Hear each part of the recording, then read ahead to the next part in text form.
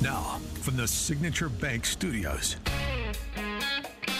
Only the biggest stories, only the biggest guests, and only the biggest opinions. This is AM 560, The Answer.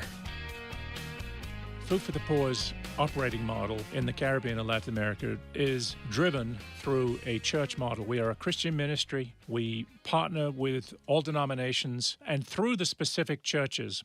It's true to our DNA. It's true to our understanding of what it means to live the gospel and to work passionately through Christian ministry. And it is also the best way we can. The extraordinary donations that we receive all the time on behalf of our neighbors, wherever they may be. All of those who've already signed up for our Business Benefactor program so far, this is key, the donor leadership from the business community in meeting our goals in support of the work that Food for the Poor does, as you just heard described, including some of our business benefactors. We can't go through them all, but some of them. And we'll get to y'all.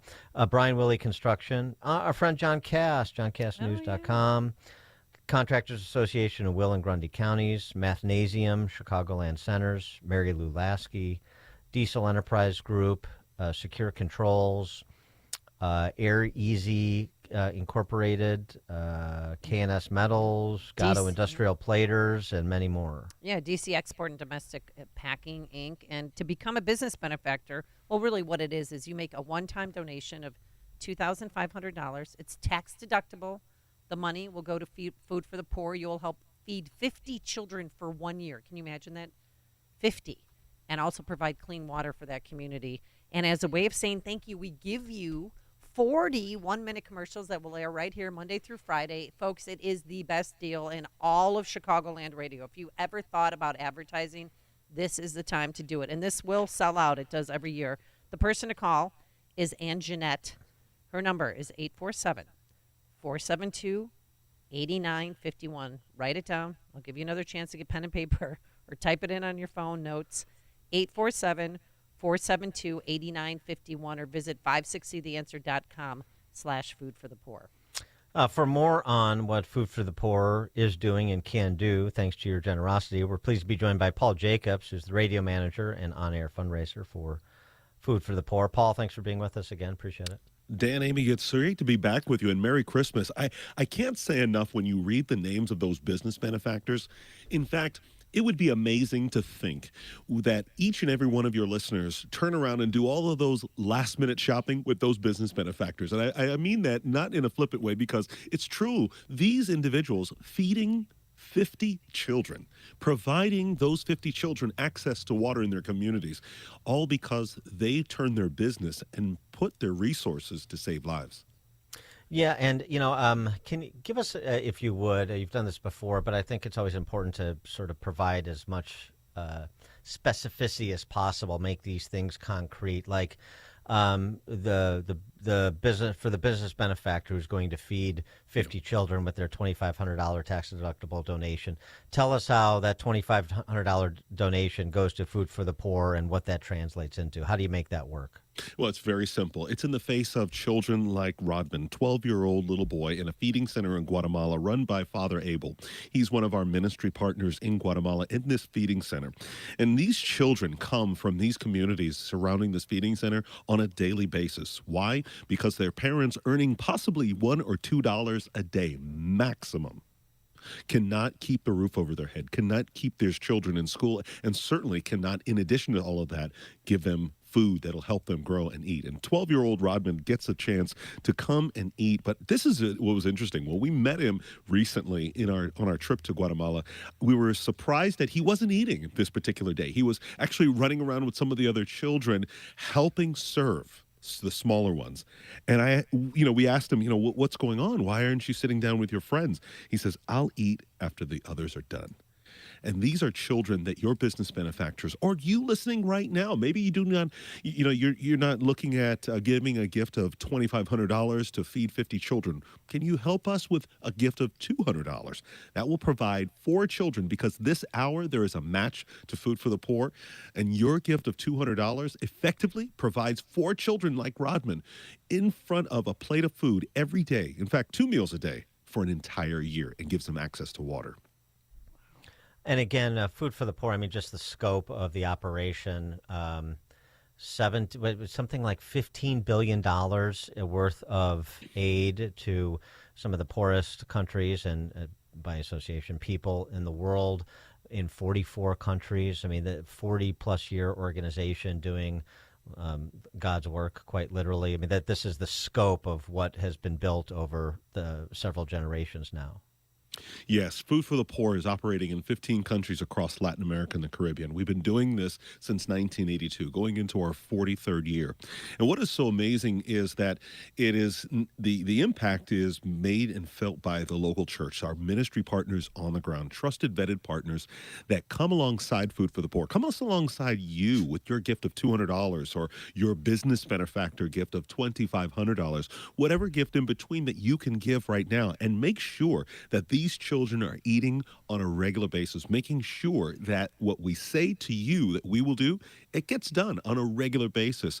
You know, I'm so impressed by the business, our ministry partners on the ground, because it's times like this, in moments like these, that they find a way to dig in and find communities where, quite frankly, they have been forgotten for so long. And they contact our projects department, they contact us, and they say, our operations team, and say, we need help. And this is why, with 6 days left of Christmas, before Christmas, 6 days left before we celebrate the birth of Christ, our ministry partners need your help. They need the help of listeners like Ronald from Porter, Indiana. We just got a gift of $500 from Ronald, and I just love what Ronald shared.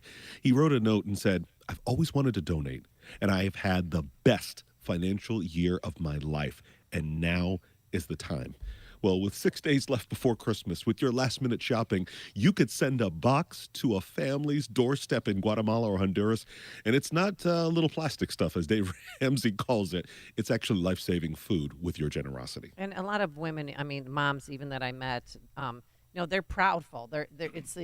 It's human dignity. They need help for their kids, and sometimes it's hard for them to ask. But when they become so desperate, they'll wait in line at your feeding centers for hours. And just when you fill up that bucket with rice and with beans, they are so happy because they know that they have a day where they can walk back to their village and feed their children. Amy, you remember all too well and too vividly that, those moms are the heroes in this story. Not all heroes wear capes, but they stand in line to make sure that their children are fed that day. And that's what we have across our countries, across our communities. And so, yeah, it's just so much more than just life-saving food. It's so much more than access to water in a community so that a mom does not have to pray over every sip of water that they give their children. It's really dignity, and you're absolutely right. I met a mom in Guatemala, Myrna Yolanda, and I was struck by her face was so sullen. Her husband out to work trying to earn enough to feed their 3 children. Her little son tugging on her little shirt, on her shirt, and through the translator, we found out that this little boy, 9 years old, wanted to ask his mom to go to work with daddy so that he could earn some more money to help his 6-year-old sister eat. And she said, sometimes when I hear that, I can't do anything but go inside my home in the corner with my children not in sight, and I just weep and cry. And Myrna told us that this food, this meal, this ability to take care of her children meant so much more than just food in their belly. It gave her hope in her heart. The work that Food for the Poor does also to help essentially drive sustainable situations in some of the communities in some of these countries, at least, working with the local partners you were mentioning, the church or other faith-based organizations. Can you just speak to that? Maybe a story about one community where now, because of the generosity of Food for the Poor donors, they have sustainable water supplies on an ongoing basis. They have a sustainable food situation on an ongoing basis. Well, it's 2 communities, one in Haiti and one in Guatemala. It's Cadwa, Haiti. Cadwa, Haiti was basically just a blank spot on a map until Food for the Poor ministry partners were basically came to us in our Port-au-Prince office and said, there's a community, there's a pastor. He has been here in this community praying for 30 years.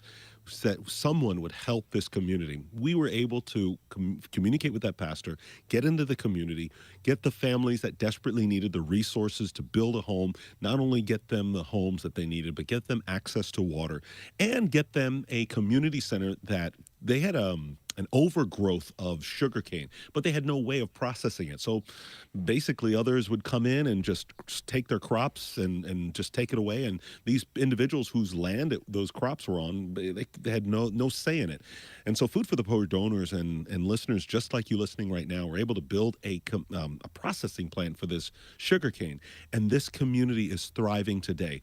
Another community in Guatemala, more recently when I was there, when we were in a community where these mothers and these women suffering abuse at the hands of, quite frankly, men that were alcoholics, men that had no future in sight, and they whatever money that was earned, they drank it up, and then they left and came back and did the same again.